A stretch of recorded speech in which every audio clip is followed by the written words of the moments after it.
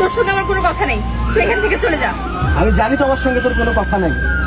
আমি তোকে আটকানোর জন্য আসিনি, আমি তোকে দুটো কথা বলার জন্য শুধু আসছি।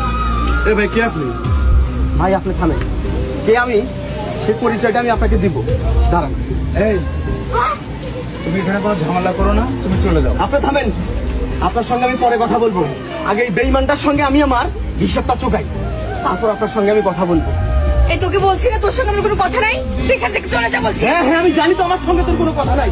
আমি তোর সঙ্গে কথা বলতে আসি নাই, তোকে আটকাতে আসি নাই। কেন আটকাবো? কি অধিকার তোকে আমি আটকাবো? তুই তো অন্যের বউ, তুই তো অন্যের ঘর নেই। আমি তোকে আটকাতে আসিনি, শুধু দুটো কথা বলার জন্য তোকে আসছি। সারা জীবনের মতো তোর কাছ থেকে আমি চলে যাবো, আর কখনো তোর 30 সীমানা আমি আসবো না। এই তোর কথা আমি কি শুনবো?